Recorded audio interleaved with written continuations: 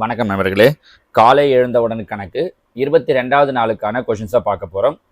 Apply பண்ணிட்டு இருப்பீங்கன்னு நினைக்கிறேன். டிஎன்பிஎஸ்சி குரூப் 4க்கு அப்ளை பண்ணதை ஞாபகம் வச்சுக்கோங்க. ஏன்னா சில நேரம் நம்ம என்ன பண்ணுவோம் அப்படின்னா, அப்ளை பண்ணுற விஷயத்தையே மறந்துட்டு ஹால் டிக்கெட் வரட்டும் பார்த்துக்கலாம் அப்படிங்கிற மாதிரி இருப்போம். அந்த முதல்ல ஆரம்பிக்கும் போது இருக்கிற ஒரு ஆர்வம் அடுத்தடுத்து குறைஞ்சிடும். ஆனால் அப்படி குறையாமல் மீதி இருக்கக்கூடிய இந்த 50-60 நாளுக்கு பார்த்துக்கிட்டீங்க அப்படின்னா நிச்சயமாக இந்த குரூப் 4ல் நம்மளால் வின் பண்ண முடியும். நேற்று கூட பாருங்கள், குரூப் 2A பார்த்தீங்கன்னா மெயின்ஸுக்கான ரிசல்ட் வந்திருக்கு. நமக்கு அப்போ அது எவ்வளோ வருத்தமாக இருந்திருக்கும். ஏன்னா அப்போ அந்த குரூப் 2A அவ்வளோ படிச்சிருப்போம். நமக்கு ஒன்று ப்ரிலிம்ஸ்லேயே வராமல் போயிருக்கும், இல்லை மெயின்ஸ் எழுதி வரல இப்போ அப்படின்னா அதெல்லாம் அவ்வளோ கஷ்டமாக இருக்கும். ஸோ அந்த கஷ்டம் நமக்கு இந்த எழுத போகிற குரூப் 4ல் இருக்கக்கூடாது அப்படின்னா ஒரு நாள் கூட தவறாமல் தினசரி ப்ராக்டிஸ் பண்ணுங்கள். எல்லா சப்ஜெக்டையும் படிங்க. மேத்ஸை பொறுத்த வரைக்கும் நீங்கள் ஒரு நாளைக்கு ஒரு 30-40 சம்மாவது ப்ராக்டிஸ் பண்ணியிருக்கணும். சரிங்களா? இப்போ 10 கொஷின் தரோம் அப்படின்னா இன்னைக்கான 10 கொஷின் இல்லாமல் மீண்டும் நம்ம முதல்ல சொன்ன 10 கொஷினை பார்க்கலாம். அதே மாதிரி நம்ம சீசன் 1 போட்டிருக்கோம். இன்னும் முன்னாடி நிறைய டாபிக் வைஸ் வீடியோஸ் போட்டிருக்கோம் இல்லைங்களா? அதெல்லாமும் நீங்கள் ரொட்டீனாக ஒரு நாளைக்கு ஒரு 30 இல்லை 40 மேத்ஸ் சம்ஸாவது ப்ராக்டிஸ் பண்ணணும் அப்படிங்கிறத மைண்டில் வச்சுக்கோங்க. சரிங்களா? ஓகே, வாங்க இன்னைக்கான கொஷனுக்கு போகலாம். 211வது கேள்வி. ஒருவர் தனது பயண தூரத்தில் 2/11 பங்கை கோச்சு வண்டியிலும் 17/22 பங்கை ரயில் வண்டியிலும் மீதமுள்ள 1 கிலோமீட்டரை நடந்தும் கடக்கிறார் எனில் பயண தூரம் என்ன அப்படின்னு கொஸ்டின் கேட்டிருக்காங்க. இதுக்கு நம்ம ஆப்ஷன் வந்து பண்ணுறது தான் ரொம்ப ரொம்ப ஈஸி. முதல் ஆப்ஷன் எடுத்துக்கிறேன், 22 கிலோமீட்டர். இப்போ பாருங்கள், பயண தூரத்தில் 2/11 பங்கு. இப்போ நான் 22 கிலோமீட்டரை எடுத்துக்கிறேன் அப்படின்னா 22 × 2/11 அப்படின்னா எவ்வளோ வருது? 11 11 ஈர் 11 22 ஈர் 2 4. அப்போது 4 கிலோமீட்டரை என்ன பண்ணியிருக்காரு அப்படின்னா கோச் வண்டியில் கடந்திருக்காரு. ஆச்சா? 17/22 பங்கை ரயில் வண்டியிலும். இந்த 22ல் 17/22 கேன்சல் பண்ணால் 22 கேன்சல் ஆகிடும். அப்போ மீதி 17. அப்போ ரயில் வண்டியில் எவ்வளோ தூரம் கடந்திருக்காருன்னா 17. அதாவது இது 4 ஒரு 17 17 ஒரு 4 21 மீதி 1 கிலோமீட்டர் 21 சேர்த்தா 22. கரெக்டாக வந்துடுது பாருங்க. ஸோ நம்ம என்ன எடுத்தோமோ அந்த ஆன்சர் வந்துடுது. ஸோ கரெக்டான விடை ஆப்ஷன் ஏ. நீங்கள் மீதியில் செஞ்சு பார்த்தீங்கன்னா இந்த மாதிரி வராது. இப்போ உதாரணத்துக்கு ரெண்டாவது ஆப்ஷன் எடுத்துக்கிறேன், 20 கிலோமீட்டர்னா 20 × 2/11 உங்களுக்கு இங்கேயே கேன்சல் ஆகாது, பாயிண்ட்ல வர்றது மாதிரி இருக்கும். சரியா? ஸோ இது மட்டும்தான் நமக்கு ஃபுல்லாக என்ன ஆன்சர் எடுக்கிறோமோ அதுவே வருது. நீங்கள் இன்னொரு ஆப்ஷன் என்ன இதில் வச்சு முடிவு பண்ணலான்னா, இங்கே பையில் 11 இருக்குது, இங்கே பையில் 22 இருக்குது. ஸோ ரெண்டுத்தோட எல்சிஎம் பார்த்தீங்கன்னா 22. அப்போ ஆன்சரும் எந்த வாய்ப்பாட்டில் வரக்கூடியதாக இருக்கும்னா 22ஆம் வாய்ப்பாட்டில் வரக்கூடியதாக இருக்கும். அப்படி கீழே பார்க்க போனால் இருக்கிற ஒரே ஒரு ஆன்சர் எது மட்டும்தான் இருக்குதுன்னா 22 மட்டும்தான் இருக்குது. அப்படிங்கிறதால அந்த ஆன்சரே நம்ம சூஸ் பண்ணலாம். நம்ம புரியுதா? இது மெத்தடாக போடணும் அப்படின்னா நான் சும்மா அதுக்கான ஐடியாவை மட்டும் என்ன சொல்கிறேன் பாருங்கள். முடிஞ்சவங்க ட்ரை பண்ணி பாருங்கள். டிஸ்டன்ஸ் எவ்வளோன்னு தெரியாது, எக்ஸ். இதில் 2/11. அப்போ எக்ஸ் × 2/11 ப்ளஸ் அடுத்ததா இந்த எக்ஸில் 17/22.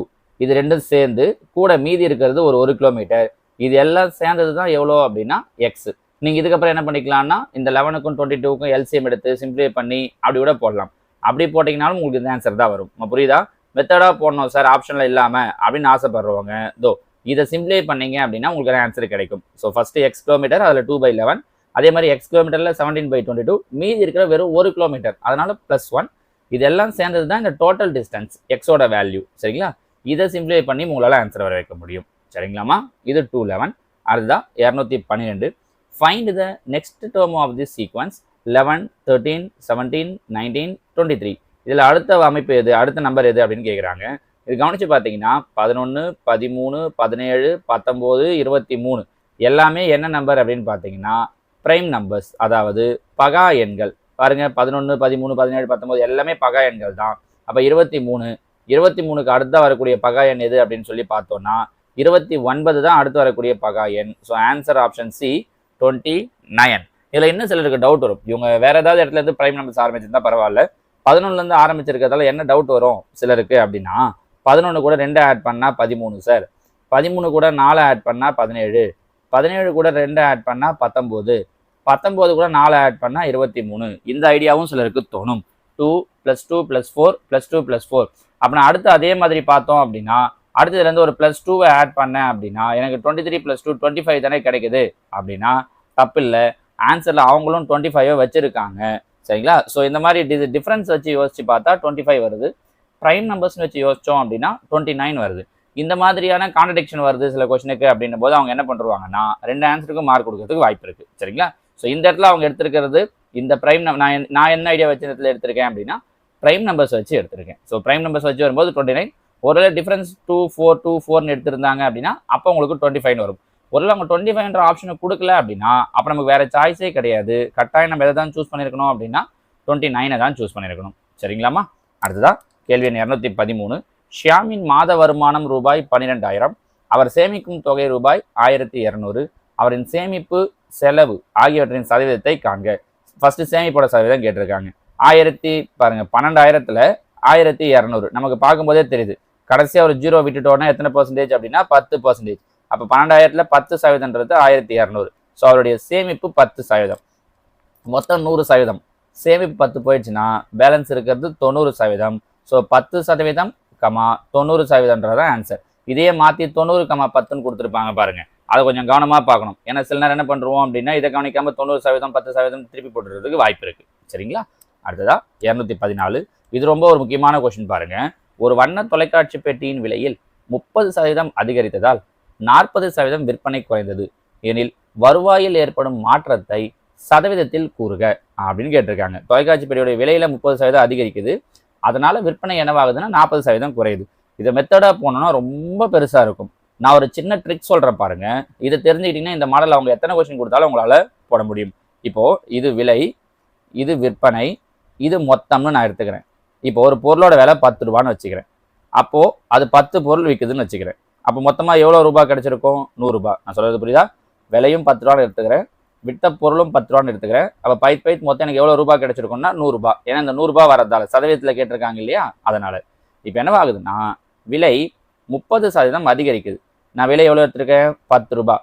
10 ரூபாயில 10%னா 1, கரெக்டா? அப்போ 30%னா 3. 30% அதிகரிக்குது. ஸோ 3 ரூபாய் அதிகரிக்குது. விலை 10 ரூபாய், இப்போ 3 ரூபாய் அதிகமாகுது. அப்போ 10 3 என்னவாயிடும் அப்படின்னா 13 ரூபாய் ஆயிடும். விற்பனை என்னவாகுது அப்படின்னா 40% குறையுது. விற்பனை எவ்வளோ எடுத்திருக்கேன்? 10ன்னு எடுத்திருக்கேன். ஸோ 10ல் 10%னா 1, 40%னா 4. அப்போ 4 ரூபாய் என்னவாகுது அப்படின்னா குறையுது. ஏற்கனவே 10 ரூபாய், இப்போ 4 ரூபாய் குறையுது. 10ல் 4 போயிடுச்சுன்னா 6 ரூபாய். புரியுதான்னு பாருங்க. இப்போ விலை என்னவாயிடுச்சு? 13 ரூபா ஆயிடுச்சு. விலை 13 ரூபா ஆனதால பொருள் எவ்வளோ விற்குது? 6 தான் விற்குது. அப்போ 13 6ஐயும் பெருக்கிறேன். 3 18, 1 6 1 7. அப்போ 78 ரூபாய்க்கு தான் விற்றுருக்கு. முதல்ல 100 ரூபாய்க்கு விற்றுச்சு, இப்போ 78 ரூபாய்க்கு விற்றுருக்கு. குறைஞ்சிருக்கா அதிகமாயிருக்கா?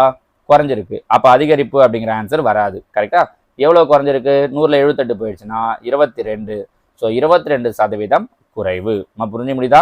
இவங்க இந்த மாதிரி விலையை வச்சு விற்பனை வச்சும் எவ்வளோ அதிகரிக்குது எவ்வளோ குறையுதுன்னு சொன்னாலும் பரவாயில்ல. நீங்கள் முதல்ல டிஃபால்ட்டாக என்னென்னு எடுத்துக்கிறீங்க? 10 ரூபா விலை, 10 பொருள் விற்குது, அப்போ மொத்தம் 100 ரூபான்னு எடுத்துக்கோங்க. ஏன் 10 எடுக்கிறோம் அப்படின்னா இங்கே 100ன்னு கிடைக்கிறப்ப நமக்கு ஆன்சர் போகிறதுக்கு ஈஸியாக இருக்கும். ஏன்னா சதவீதம் பொதுவாக எதை பேஸ் பண்ணது? 100 பேஸ் பண்ணது. ஸோ டைரெக்டாக மைனஸ் பண்ணியோ இல்லை ப்ளஸ் என்ன ஆன்சர் வருதோ மைனஸ் பண்ணுற மாதிரி தான் இருக்கும். 100 விட அதிகமாச்சுனாலும் பெரிய நம்பர்லேருந்து சின்ன நம்பரை மைனஸ் பண்ணணும். மைனஸ் பண்ணி என்ன ஆன்சர் வருதோ அந்த ஆன்சரை போட்டுடலாம் பாருங்க. நான் புரிஞ்சு முடியுதுங்களாமா? நான் வேணா இங்கே உங்களுக்கு ஒரு கொஸ்டின் தரேன் இதே மாடலில், உங்களால் ட்ரை பண்ண முடியுதான்னு பாருங்க. ஒரு வண்ண தொலைக்காட்சி பெட்டியின் விலையில் 40% குறைவதால், ஒரு வண்ண தொலைக்காட்சி பெட்டியின் விலையில் 40% குறைவதால் அதன் விற்பனை 30% அதிகரிக்கிறது. விலையில 40% குறையுது, விற்பனை என்னவாகுதுன்னா 30% அதிகரிக்கிறது எனில் அதன் வருவாயில் ஏற்படும் மாற்றத்தை சதவீதத்தில் கூறு. இங்க சொன்ன அதே தான், சரிங்களா? நம்பரை மாற்றி கொடுத்துருக்காங்க. அதே நேரம் இங்க 40% விலை குறையுது, விற்பனை என்னவாகுதுன்னா 30% அதிகரிக்குது. இது நான் உங்களுக்கு கொடுக்குற ஃபர்ஸ்ட் கொஸ்டின். இதே மாடலில் இன்னொரு கொஸ்டின் சொல்கிறேன் பாருங்க. ஒரு வண்ண தொலைக்காட்சி பெட்டியின் விலையில் 20% அதிகரிப்பதால் விலை என்னவாகுது? 20% அதிகரிக்குது. அதோடைய விற்பனை 20% குறைகிறது. சரிங்களா? விலை 20% அதிகரிக்குது, விற்பனை 20% குறையுது எனில் அதன் வருவாயில் ஏற்படும் மாற்றத்தை சதவீதத்தில் கூறு. அதிகரிக்குதா குறையுதா, எவ்வளோ அதிகரிக்குது எவ்வளோ குறையுது அப்படிங்கிறத எனக்கு கீழே கமெண்ட்ல சொல்லுங்க. ஓகேவா? இந்த கேள்வியை போடும்போதே கூடவே இந்த 2 கேள்வி எழுதி வச்சுக்கோங்க. இந்த 2 கேள்விக்கு ஆன்சர் என்னன்றதை முதல்ல சொல்லிடுங்க. இப்போ ப்ராக்டிஸ் பண்ணி போட்டுருங்க. ஏன்னா கடைசியாக போகணும்னு நினைச்சோன்னா நிச்சயமா போடவே மாட்டோம், அப்புறம் பார்த்துக்கலாம் அப்படின்னு தான் விட்டுருவோமே. அதனால இந்த கொஸ்டினை முடிச்ச உடனே இது 2த்துக்கும் என்ன ஆன்சர் வருதுன்றதை பார்த்துட்டு கீழே கமெண்ட்லேயும் ஆன்சரை சொல்லிட்டு அதுக்கப்புறமா அடுத்த கொஸ்டினுக்கு போனீங்கன்னா உங்களுக்கு சரியா இருக்கும். சரியா? அடுத்ததா கேள்வி எண் 215. ஒரு எண்ணை 24, 32 மற்றும் 36ஆல் வகுக்கும் பொழுது முறையே 19, 27, 31 என்பன மீதியாக கிடைத்தால் அந்த எண்ணை காண்க. நேற்று இதே மாதிரி மீதியை வச்சு ஒரு கொஸ்டின் பார்த்தோம். அங்கே என்ன சொன்னோம்னா ஒரே வகையான மீதின்னு சொல்லியிருந்தோம். இங்கே பார்த்தீங்கன்னா ஒரு நம்பருக்கும் ஒரு மீதி, ஒரு 3 நம்பர் சொல்லியிருக்காங்க. 3த்துக்கும் 3 வகையான மீதியை கொடுத்துருக்காங்க. ஓகே, இங்கே மீதியை வச்சு அடுத்தது பார்ப்போம். ஃபர்ஸ்ட் சொல்லியிருக்கிற நம்பரை எடுத்துக்கலாம். என்ன நம்பர் எடுத்திருக்காங்க? 24, 32, 36. இது 3த்துக்கும் முதல்ல என்ன கண்டுபிடிக்கலாம் அப்படின்னா எல்சிஎம், மீசிமா. பாருங்க எந்த வாய்ப்பாட்டில் வரும்? 2ஆம் வாய்ப்பாடு 4ஆம் வாய்ப்பாட்டோட வரும். நான் டைரெக்டாக 4ஆம் வாய்ப்பாட்டிலே செய்கிறேன். ஏன்னா 3மே 4ஆம் வாய்ப்பாட்டில் வரும்ன்றதால 6 24, 8 32, 9 36. இப்போ பார்க்குறேன் 6 8 2ஆம் வாய்ப்பாட்டில் வரும். 3 2 6, 4 2 8, 9 வராது, அப்படியே வச்சுக்கிறேன். 3 9 3ஆம் வாய்ப்பாட்டில் வரும். 1 3 3, 4 வராது, 3 3 9. கரெக்டா? இதுக்கு மேலே எதுவும் இல்லை. இப்போ பார்க்குறேன். அதை பார்த்தோம்னா 4 3 12, 4 3 12. அப்போது 12 12 144 இன்ட்டு இன்னொரு நம்பர் இருக்குது 2, 288. ஸோ இதோட எல்சிஎம் என்ன கிடைக்குது? 288. ஆனால் ஆன்சர் 288 கிடையாது, மீதி கொடுத்துருக்காங்க. பாருங்களேன், ஃபர்ஸ்ட் நம்பர் என்னென்ன சொன்னாங்க? 24, 32, 36ன்னு ஒரு 3 நம்பர் கொடுத்தாங்க. இது ஒன்னொன்றுத்துக்கும் மீதி என்ன கொடுத்துருக்காங்கன்னா 19, 27, 31. இது 3த்தையும் மைனஸ் பண்ணுங்களேன். ஒரு நம்பர் அதோட மீதி, 24ல் 19 போயிடுச்சுன்னா 5, 32ல் 27 போயிடுச்சுன்னா 5, 36ல் 31 போயிடுச்சுன்னா 5. எல்லாத்துக்குமே மீதி எப்படி இருக்குன்னு பாருங்க, சமமா இருக்கு. கட்டாயம் அப்படி சமமா இருக்கிற மாதிரி தான் கொடுப்பாங்க. இப்படி ஒரு நம்பருக்கு ஒரு மீதி கொடுக்குறாங்கன்னா அப்போ அந்த ரெண்டுத்தையும் மைனஸ் பண்ணிங்கன்னா வர ஆன்சர் கண்டிப்பாக சமமாக இருக்கும். என்ன மைனஸ் பண்ண என்ன வந்திருக்கு? 5. ஏற்கனவே நமக்கு எல்சிஎம் என்ன வந்துச்சு? 288. இதுல இருந்து இப்போ இந்த மைனஸ் பண்ண ஆன்சரை மைனஸ் பண்ணிட்டா முடிஞ்சிச்சு. ரெண்டுத்தையும் மைனஸ் பண்ணா 5ன்னு கிடைச்சது இல்லையா? அந்த 5 மைனஸ் பண்ணுறேங்க. 288ல் 5 போயிடுச்சு அப்படின்னா 283 அப்படிங்கிறது தான் இதற்குண்டான சரியான விடை. நம்ம புரிஞ்சுக்க முடியுதா? ஒவ்வொரு நம்பருக்கும் ஒரு மீதியை கொடுக்குறாங்க. அந்த நம்பருக்கு எல்லாம் எல்சிஎம் எடுத்துடுறீங்க. கண்டிப்பாக இந்த மீதி எல்லாம் மைனஸ் பண்ணிங்கன்னா சேம் ஆன்சர் தான் வரும். ஆன்சர் வேறு வந்தால் என்ன சார் பண்ணுறது அப்படிங்கிற டவுட்டே உங்களுக்கு வேண்டாம். இப்படி மைனஸ் பண்ணும்போது கண்டிப்பாக ஆன்சர் சேமாக தான் வரும். அதை கொண்டு வந்து இந்த எல்சிஎம்ல இருந்து மைனஸ் பண்ணிட்டீங்கன்னா முடிஞ்சிச்சு. சரிங்களாமா? ஏற்கனவே 2 கேள்வி கொடுத்தேன்னா இப்போ இந்த மாடலில் ஒரு கொஸ்டின் தரேன். ஏன்னா இதெல்லாம் நம்ம நிறைய ப்ராக்டிஸ் பண்ண மாட்டோம். அப்போ கேட்டுட்டாங்கன்னா உங்களுக்கு டவுட் ஆகிடும், இல்லை எப்படி போகிறதுனே தெரியாமல் போய்டுன்றதால இது மாதிரி கொஸ்டின்ஸை நீங்கள் நிறையவே ப்ராக்டிஸ் பண்ணணும். தேர்ட் உங்களுக்கான கொஸ்டின் பாருங்கள். 28, 14, 36 ஆகியவற்றால் வகுக்கும் பொழுது ஒரு எண்ணை 28, 14, 36ஆல் வகுக்கும் பொழுது முறையே, நான் மீதிகளை சொல்லிடுறேன், முறையே 24, 10, 32, 24, 10, 32 ஆகியவை மீதியாக கிடைத்தால் அந்த எண்ணை காண்க. ஓகேவா? 28, 14, 36 இந்த நம்பர்லாம் வகுக்கும் போது மீதி என்ன கிடைக்குதுன்னா 24, 10, 32ன்னு கிடைக்குது. அப்போ அந்த நம்பர் என்ன அப்படிங்கிறது ஒரு கொஸ்டின். இதே மாடலில் இன்னொரு கேள்வி, 4வது கேள்வி. ஒரு எண்ணை 30, 50, 75 ஆகியவற்றால் வகுக்கும் பொழுது முறையே 20, 40, 65 ஆகியவை மீதியாக கிடைத்தால் அந்த எண்ணை காண்க. சரிங்களா? இதே மாடலில் 2 கொஸ்டின் கொடுத்துருக்கேன். நீங்கள் இது 2த்துக்கும் ஆன்சர் போட்டு பார்த்து என்ன ஆன்சர் வருது அப்படிங்கிறதையும் கீழே எனக்கு கமெண்டில் சொல்லுங்கள். ஓகேங்களாமா? அடுத்ததா கேள்வி எண் 216. ஏ மற்றும் பியின் மீப்பெரு பொது மடங்கு ஏ எனவும் பி மற்றும் சியின் மீப்போ மடங்கு பி எனவும் இருந்தால் சி மற்றும் ஏயின் மீப்போமா என்ன? இப்போ இங்கே ஏ பிக்கு மீப்போமா என்ன கொடுத்துருக்காங்கன்னா ஏ பி இப்படின்னு 2 நம்பருக்கு மீப்போமா ஏ. அப்படின்னா என்ன அர்த்தம்னா ஏபியில் ஏ தான் பெருசு, அதே நேரம் பியோடைய மடங்கா ஏ இருக்கும். உதாரணத்துக்கு இதை 4ன்னு எடுத்துக்கிறேன், இதை 2ன்னு எடுத்துக்கிறேன். 4க்கும் 2க்கும் எல்சிஎம் எடுத்தோன்னா என்ன கிடைக்கும்? 4 தான் கிடைக்கும். கரெக்டா? ஏபி. ஏன்னா அவங்க முதல்ல ஏவுக்கும் பிக்கும் மீப்போமா ஏன்னு கொடுத்துருக்காங்க, பிக்கும் சிக்கும் மீப்போமா பின்னு கொடுத்துருக்காங்க, பிக்கும் சிக்கும் மீப்போமா பி. அப்போ நான் பிக்கு பதில் ஆல்ரெடி என்ன எடுத்திருக்கேன்? 2ன்னு எடுத்திருக்கேன். ஸோ இங்கே 2 எடுக்கணும், ஆன்சரும் 2 தான் கிடைக்கணும். அப்போ கண்டிப்பாக சி நான் என்ன எடுத்தாகணும்னா 1ன்னு எடுத்தாகணும். ஏன்னா 2க்கு 1க்கு எல்சிஎம் தான் 2ன்னு வரும். புரிஞ்சு, எந்த நம்பர் வேணாலும் எடுக்கலாமா? நான் ரொம்ப ஈஸியாக இருக்கணுன்றதால 1, 2, 4 அந்த மாதிரி எடுத்து வச்சிருக்கேன். சரியா? இதில் இவங்க கொஸ்டின் என்ன கேட்குறாங்கன்னா சி மற்றும் ஏவுக்கு கேட்குறாங்க. சியோட வேல்யூ என்ன எடுத்திருக்கோம்? 1. ஏவோட வேல்யூ என்ன எடுத்திருக்கோம்? 4. அப்போ அவங்க கேட்கறது 1க்கும் 4க்கும் எல்சிஎம் என்ன வரும்னு கேட்குறாங்க. கண்ணை மூடிட்டு சொல்லலாம், கண்டிப்பாக 1க்கு 4க்கு எல்சிஎம் 4 தான். 4ங்கிறது நம்ம என்ன எழுத்து எடுத்திருக்கோம்? ஏங்கிற எழுத்து எடுத்திருக்கோம். ஸோ ஆன்சர் என்ன அப்படின்னா ஆப்ஷன் ஏங்கிறது தான் ஆன்சர். சரியா?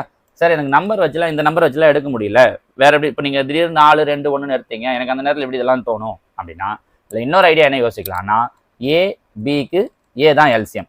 அப்போது பியுடைய மடங்கு ஏ. ஸோ கண்டிப்பாக எது பெரிய நம்பராக இருக்கும்? ஏ தான் பெரிய நம்பராக இருக்கும். பியோடைய மடங்கு, அதாவது பியுடைய வாய்ப்பாட்டில் ஏ வரும். சரி, பி சியுடைய மடங்கு பி. அப்போ பி சியில் எது பெருசாக இருக்கும்னா பி. ஸோ சியை விட பி பெருசு, பியை விட ஏ பெருசு. அப்போ எல்சிஎம் எடுக்கிறோன்னா கண்டிப்பாக எதுதான் வரும்னா எது பெருசோ அதுதான் வரும். அதனால ஆன்சர் ஏ. நீங்கள் இப்படியும் முடிவு பண்ணலாம். சரிங்களா? புரிஞ்சுக்க முடியுங்களாமா? சரியா? இப்போ ஏபிசி மூணுத்துக்கும் எல்சிஎம் கேட்டிருந்தாலும் ஏ தான் கிடைச்சிருக்கும். ஓகேங்களா? இது 216. அடுத்ததாக கேள்வி எண் 217. கீழ்கண்டவற்றுள் எது சரியானது? விச் ஒன் இஸ் கரெக்ட்னு கேட்டிருக்காங்க. ஃப்ராக்ஷனில் கொடுத்துட்டு மைனஸ் ப்ளஸ்லாம் வச்சு கொடுத்துருக்காங்க. இதில் முதல் விஷயம் ஒரு ஆன்சர் வராதுன்னு முதல்ல முடிவு பண்ணுற முடியும். உங்களுக்கு இந்த ஆரோ மார்க் தெரியும்ல, எந்த பக்கம் வாய் திறந்துருக்கோ அங்கே தான் பெரிய நம்பர்ன்ட்டு. இதில் பார்த்தீங்கன்னா 1/2ன்றது ப்ளஸ் நம்பர், அதை விட மைனஸ் நம்பர் பெருசுன்னு கொடுத்துருக்காங்க. எப்பவுமே மைனஸை விட ப்ளஸில் இருக்கிறது தான் பெருசு. அதனால கண்டிப்பாக எது வராது அப்படின்னா இந்த டி ஆப்ஷன் வராது. இது முதல்ல முடிவு பண்ணிடலாம். மற்ற எல்லாத்துலேயும் 1/2 அவங்க கடைசியாக தான் கொடுத்துருக்காங்க ப்ளஸில் வர்றது. அதனால பிரச்சனை இல்லை. இப்போ வருவோம். 2 விதங்களில் செய்யலாம். ஒன்று என்ன அப்படின்னா அப்படியே குறுக்கு பெருக்கல் பண்ணுறது, இன்னொன்று எல்சிஎம் எடுக்கிறது. இப்போ இங்கே பார்த்தீங்கன்னா ஃபர்ஸ்ட் ஆப்ஷன் எடுத்துக்கலாம். 5, 40, 80, 20, 2 எல்லா இடத்துலையும் அதே நம்பர் தான் கொடுத்துருக்காங்க. அப்படிங்கிறதால நம்ம எல்சிஎம் எடுத்துடலாம். இது எல்லாத்துக்கும் எல்சிஎம் எடுத்தோம்னா நமக்கு என்ன கிடைக்கும் அப்படின்னா 80. ஸோ எல்லாத்தையும் கீழே 80ன்னு மாற்றணும். 5 16ஆல் பெருக்குனா 80. அப்போ மேலேயும் 16ஆல் பெருக்கிறேன். 16 48, முன்னாடி மைனஸ் இருக்கிறதால -48. 40 2ஆல் பெருக்குனா 80, மேலேயும் 2ஆல் பெருக்கிறேன். 13 26, அப்போ -26. 80 1ஆல் பெருக்குனா 80, மேலேயும் 1ஆல் பெருக்கிறேன். 15 15, -15.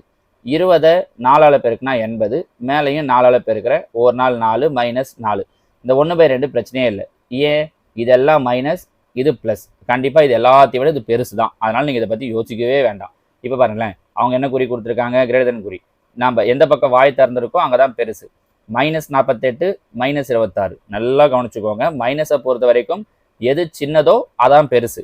அப்போ 48 விட 26 பெருசு. கரெக்ட். 26 விட -26 விட -15 பெருசு. கரெக்ட். -15 விட -4 பெருசு. கரெக்ட். அப்போ முடிஞ்சிச்சு பாருங்க. Answer option A. மீதியில் நீங்கள் போட்டு பார்த்தீங்கன்னா இந்த மாதிரி வராது. மைனஸை பொறுத்த வரைக்கும் எது சின்னதோ அதுதான் பெருசு. ஸோ ஏன்னா நீங்கள் 48 விட 26 சின்னது, ஆனால் வாய் திறந்துருக்கே அப்படின்னு நினைக்கக்கூடாது. இது -48, இது -26. அதனால இதுதான் பெருசு. அப்போ ஃபர்ஸ்ட் ஆப்ஷன் சரியா இருக்கு. மீதியிலலாம் கூட நீங்கள் தேவைன்னா போட்டு பார்த்துக்கலாம். ஏன்னா மீதியில் இல்லாமல் இதே நம்பர் தான் இருக்குன்றதால -3/5னா இங்கேயும் -3/5 தான். -1/20னா இங்கேயும் -1/20 தான். ஸோ பெருக்குனா மேலே என்ன வருதோ அதை போட்டு பார்த்தீங்கன்னா இந்த மாதிரி வராது. இப்போ உதாரணத்துக்கு சொல்கிறேனே, இப்போ -3/5 ரெண்டாவது ஆப்ஷன் எடுத்துக்கிறேன். இப்போ நம்ம பெருக்கும்போது என்ன கிடைச்சது? -48. -1/20க்கு என்ன கிடைச்சது? 1 நாள் 4, -4ன்னு கிடைச்சது. -13/40க்கு என்ன கிடைச்சது? 13 -26ன்னு கிடைச்சது. இங்கே கவனிச்சு பாருங்களேன். -48 விட -4 பெருசு. ஆமாம், ஏன்னா மைனஸை பொறுத்தவரை சின்ன நம்பர் தான் பெருசு. ஆனால் -4 விட -26 பெருசு கிடையாது, சின்னது பாருங்க.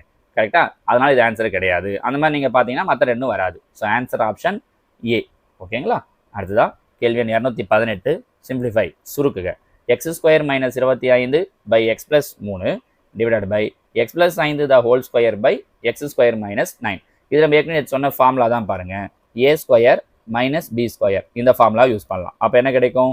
a + b × a - b.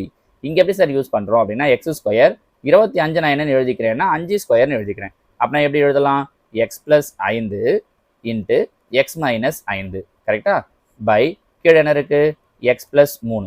அதே மாதிரி நடுவில் என்ன இருக்குது அப்படின்னா வகுத்தல் இருக்குது. நடுவில் வகுத்தல் இருந்தால் கண்டிப்பாக அதை நம்ம என்னவா மாற்றிக்கணும் அப்படின்னா பெருக்கலாக மாற்றிக்கணும். நடுவில் வகுத்தல் இருந்தால் என்னவா மாற்றிக்கணும்? பெருக்கல். அப்போ இன்ட்டு அப்போ இன்ட்டு மாற்றத்தோடு இல்லாமல் அடுத்து வர டேர்மை தலைகீழாக மாற்றிக்கணும். ஸோ இது மேலே போயிடும், இது கீழே வந்துடும். அப்போ மேலே இருக்கிற x + 5 the whole square கீழே வந்துடும். கீழே இருக்கிற x² - 9 மேலே போயிடும். 9 என்னென்னு எழுதலாம்? 3² எழுதலாம். அப்போ மறுபடியும் a² - b². அப்போ என்ன கிடைக்கும்? x + 3 × x - 3. கரெக்டா? இதெல்லாம் ஞாபகம் வச்சுக்கலாம். இதெல்லாம் a² - b² ஃபார்முலாலாம் கட்டாயம் தெரிஞ்சு வச்சுக்கோங்க. நம்மளுடைய ஸ்கூல் புக்லையுமே இந்த மாடலில் நிறைய கொஷின்ஸ் இருக்குது. நான் அதையுமே உங்களுக்கு இப்போ ஸ்கூல் புக் லெவலில் கொஷின்ஸ் போட்டுட்ருக்கேன் இல்லையா?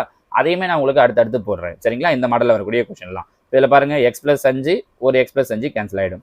x + 3 ஒரு x + 3 கேன்சல் ஆகிடும். மீதி என்ன இருக்கும்? மேலே x - 5 x - 3 எங்கே இருக்குது? இங்கே x + 3 இருக்குது, இது கிடையாது. தோ x - 5 x - 3 கீழே x + 5. தோ ஆப்ஷன் பி தான் நமக்கு உண்டான சரியான விடை. நம்ம புரிஞ்சு முடியுதுங்களாமா? இதுலேயும் நீங்கள் என்ன பண்ணலாம்னா எக்ஸுக்கு பதில் வேல்யூ வச்சு போட்டு பார்க்கலாம். நேற்று சொல்லும் போதே சொன்னோம் இல்லையா, இந்த மாதிரி கொஸ்டினுக்கு ஃபார்முலா யூஸ் பண்ணாமல் எக்ஸுக்கு பதில் 1 2ன்னு ஏதாவது ஒரு வேல்யூ வச்சும் போட்டு பார்க்கலாம். ஆனால் இங்கெல்லாம் என்னென்னா அது உங்களுக்கு ஒரு பெரிய வேலையாக இருக்கிறது மாதிரி இருக்கும். 1ன்னு வைக்கிறீங்க அப்படின்னா ஸ்கொயர் பண்ணி அதுலேருந்து மைனஸ் பண்ணி கேன்சல் பண்ணுறது எல்லாம் சரிங்களா. வேணா எக்ஸுக்கு பதில் 0ன்னு எடுத்து அப்ளை பண்ணி பார்த்தீங்கன்னா கூட உங்களுக்கு ஆன்சர் வர்றதுக்கு வாய்ப்பு உண்டு சரிங்களாம்மா. ஆனால் நீங்கள் இதை பொறுத்த வரைக்கும் இது ஒரு பெரிய விஷயமே கிடையாது. a² - b² ஃபார்முலா தானே சின்ன கிளாஸ்லையும் படிச்சிருப்போம், இங்கேயும் நம்ம நிறைய கொஸ்டினில் பார்த்துருக்கோன்றதால இது உங்களுக்கு ஈஸியாக ஞாபகம் வந்துடும் சரிங்களா. அடுத்ததாக கேள்வி எண் 219 இங்கேயும் சுருக்குக்கு தான் கேட்டிருக்கோம். போர்ட் மாஸ் ரூலை யூஸ் பண்ணி இதில் பாருங்கள் 2/7 மைனஸ் முதல்ல இங்கே 1/4 இந்த வகத்தில் பெருக்கலாக மாற்றிக்கிறேன். 2/3 தலைகீழாக எழுதுனா 3/2 மைனஸ் 5/6. அடுத்தது 2/7 மைனஸ் பெருக்கலை பொறுத்த வரைக்கும் பின்னங்களில் நார்மல் பெருக்கல் தான். 1 3 3 4 2 8 மைனஸ் 5/6. அப்போது 2/7 மைனஸ் இங்கே எல்சிஎம் எடுக்கிறோம். நீங்கள் எல்சிஎம் எடுத்தாலும் சரிதான், இல்லை அப்படியே குறுக்கு பெருக்கல் இது ரெண்டுத்தையும் பெருக்கிறேன். 6 8 48 இங்கே குறுக்கு பெருக்கல் 3 6 18 மைனஸ் 8 5 40 கரெக்டா. அப்போ 2/7 மைனஸ் 18ல் 40 போயிடுச்சு அப்படின்னா மைனஸ் 22/48 கேன்சல் பண்ண முடியுமான்னு பார்க்குறேன். 11 2 22 24 2 48. அப்போ என்ன கிடைக்குது 2/7 மைனஸ் இன்ட்டு மைனஸ் ப்ளஸ் 11/24. இப்போ இங்கே எல்சிஎம் எடுக்கிறேன்.